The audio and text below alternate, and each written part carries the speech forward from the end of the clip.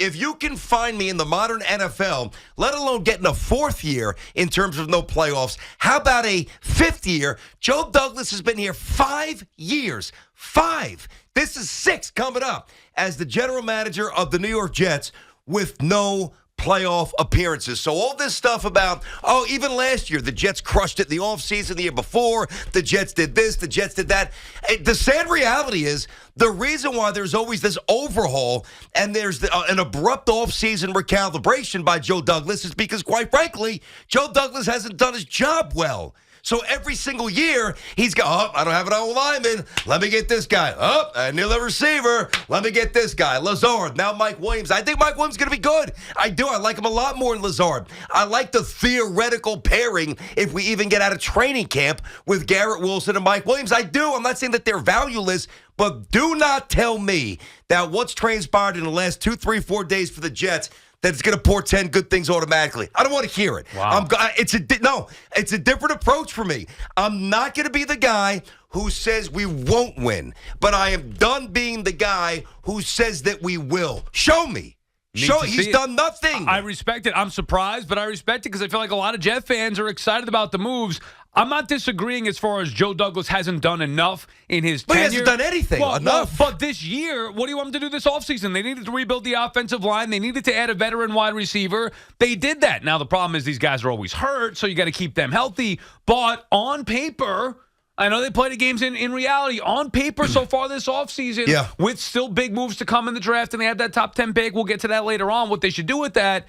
But right now, I think you got to be excited if you're a Jet fan. Come on, where's the unkillable BT at? I'm actually wearing the shirt today. I swear to God, I am wearing the shirt. Look at that. I didn't even know that. They still printing those or what? I'm not still printing them. The printing press is broken. No, the conveyor belt is no longer running, and the operations at the facility, at the factory, have shut down. The unkillable shirts are no longer being printed. Mike Williams provides the Jets. I mean, he is now, again, on paper, assuming that he plays on the field, exactly what they need. Red zone target, big body. I know. Opposite Garrett Wilson. That's what you want. Listen, Sal, I can present to you, a healthy Rodgers, Breece Hall, Tyron Smith, Tucker healthy, the young center, Simpson from the Ravens, who I do like, and obviously Moses is at the very least decent on the right side. You got a couple of tight ends. You might draft maybe the most electric tight end prospect in the history of football, the kid from Georgia, Bowers. I can obviously present to you reasons why the Jets should be good. I'm not saying that they're not going to be good, but what I'm not doing is just blindly getting on the air and saying Joe crushed it, because the big decisions that Joe Douglas, this is the reality. This is the reality. And I got to laugh, like these memes like, Joe Douglas. You ever see the one where somebody superimposed his face on a wrestler? I guess it was Stone Cold. And he's giving everybody the double bird in the middle of the ring like, Joe Douglas master. I read some of the stuff. Joe Douglas masterclass. He's Joe more Douglas. Like Big Van Vader. Remember him? I do remember. He was the Undertaker's brother, Vader, right? Was he? Yeah. No, that's Kane. Okay, Kane. That's right. Yeah. That's right. Vader, I remember Vader as well. Yeah. I got you. No, but everybody lauds Joe Douglas because he's made some brilliant, shrewd draft picks. They overinflate what he's done. The Douglas memes, everybody clapping back at the haters. Joe Douglas has done nothing. He's done nothing. Let me ask you a question. He's also hired Robert Saleh. Well, he butchered the second overall pick in Zach Wilson. He hired the wrong head coach. Now, I'll give you a little bit of a different path for a moment. The contracts that he's done so far this offseason will not handcuff them down the road. Mike Williams, if Mike Williams makes $15 million, that means Mike Williams had a beast of a season. If Tyron Smith makes roughly $20 million, that means he's healthy and he's mauling people, and that means good things for the Jets. I'm not saying that he doesn't know what he's doing, but there's not, for me, 1 year, 2 year, all right, I like this guy. He's had a couple of good draft picks. We're going into year number 6. I mean, imagine if Billy Epler was still here or, any other GM, obviously Cashman. Imagine if the Yankees didn't make the playoffs for 5 straight years. I know it's a different standard. It's year 4. By year 4, you've better had made the playoffs at least once. Yes, but I would even say by year 3, you've got to be in the direction where the vision. You can have an early reset, but you can't keep having reset after reset, which is what the Jets always do. And it does feel like... And he's the GM. Now, I like the moves this offseason. Those would be guys that I would want to bring in. But we know you can't build a team in the offseason. You got to do it through the draft, which he's done a little bit better, certainly defensively. It does feel like patchwork, okay, we need offensive linemen. Yes. And not to mention they're relying on Rodgers coming back healthy and performing. So, yeah, on paper, it's great. If Rodgers plays, if Tyron Smith plays, if Mike Williams plays, yeah, I mean, they're exactly what you felt like they need, but it does feel like they're patching it together. They are. That's really one of my main gripes. Every offseason, there's intriguing moves for sure. And some of them are galvanizing. Tyron Smith is an absolute beast. If the back holds up, he's going to destroy people. But that's a good way to frame it. So the patchwork moves are really a direct result of earlier failures by the GM. Right. You're just trying to fix mistakes. Especially on the offensive line. I can understand you want to get a receiver for a year. Yeah, remember, they had Corey Davis, and then he retires, and now whatever, he wants to come back. But Williams is better than Corey Davis if he could stay healthy. Yes. There was a reason why the Chargers cut him. I know cost was one of those reasons, but also not being able to be healthy. So, yeah, there's some potential there. But if he drafted better on the offensive line, like Becton, for example, you wouldn't have this problem where you have to patch it together with 3-4 different guys. That's my point. And cross your fingers and hope everything works out. But I'm surprised you're not excited right now. Hey, this is the time to be excited because guess what? When the season comes, chances are you're not going to be excited then once the game starts. Well, that's when I will be excited because then hopefully I'll have a chance to now, excited has obviously much more of a positive connotation. Right. But you could be excitedly disturbed. I mean, there will be a level of excitement from this side of the room pertaining to the Jets. Yeah. One way or the other, palpably felt. Right. And week one, and obviously when they go to camp, of course I'm going to skew a little bit more optimistically. But today, I'm taking it in. They've made some shrewd moves. The money's, I think the money's good, as I said before. If they accomplish the bonus part of the deals, then that's a very good thing for the New York Jets. But I am past the days of just blindly loading off seasons. Show me. Get to the playoffs. Somebody get this guy a Taylor ham, egg, and cheese sandwich, will you? Our friends at Town Fair Tire remind you that at Town Fair Tire, you always get the guaranteed lowest price on name brand tires from Connecticut to Maine. Nobody beats Town Fair Tire. That's what we got to resort to. We got to send DoorDash to just beg people to stay. It worked too. That's funny. See, that stuff I can still laugh at, but oh man. Oh, God. James is calling from Copeg. What's up, James? Boys, can you hear me? Yes. What's up, James? What's happening, Jim? So a couple things, BT. Yes. A couple things. See, hear me out here. So I get where you're coming from with past mistakes, but what do you want him to do? He's doing everything he's supposed to be doing right now. We can't prevent these injuries from happening if they happen, right? You can say this about any team. Well, every franchise, you could say the same thing. Not really, because no other franchise has missed the playoffs longer than the Jets consecutively. Listen, I get it. So that's inaccurate. But let me just say one thing, Jay. I know you have another point. I do understand that these are somewhat risky, but the ceiling's fairly high. Okay, so in going out and getting Tyron Smith because you butchered the offensive line, and Mike Williams because you need another receiver because you failed at that as well. So whether it's Mim, the other guys, you are hoping that two guys who have been very injured recently stay healthy. So not only do you have to bring in very important pieces because you didn't do it the first time, but the guys you're bringing up have a very identifiable, injury history. How is that not disconcerting to you? It's disconcerting. Well, that's all I'm saying. But just hear me out. Hold on. I'm not saying it's not disconcerting. However, what you were saying about what more would any other general manager in the league do than he's doing right now? If it pans out, who knows? We don't know. You don't know. I don't know. Yeah. Let's pray to God it finally does, right? But he's doing everything he can to bring, first off, future Hall of Famer in Tyron Smith. Yeah. Right? Mike Williams is Ronnie Lott, who played for the Jets. Yeah. Come on. Yeah, you want those guys during their career. So did Art Monk. Not at the end of it. Hold on, BT. When was Ronnie Lott? Ronnie Lott was what, 30? I don't know, 35? I'm 34 years old. Tyron Smith is 33. He had back surgery. But he's a left tackle. He had back surgery. He's not running around. He's not running all over the, covering half a field. No, I understand that. No, listen, James, I good. Thanks for the call. You fired up, and I'm not trying to tell you not to be fired up. I have always been that guy. Sal, you've been with me for about 8-9 months. Right. Teak before that. I've always been the guy, at least pertaining specifically to Joe Douglas's tenure and reign as the GM of the Jets, where everybody, he hasn't won yet. Yeah, but look what he's done here and here and there. Dude, it's 5 years in. It's 5 years in. I mean, Can I tell you something? yeah. I love this version of you. Why? I love this version. What do you mean why? This is what it should be. I love it.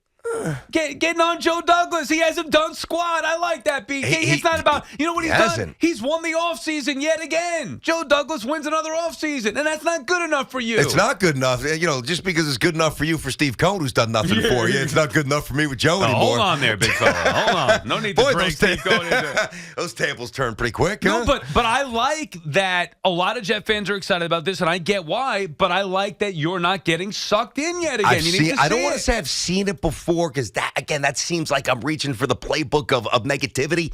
No, I think it's practicality. How about reality?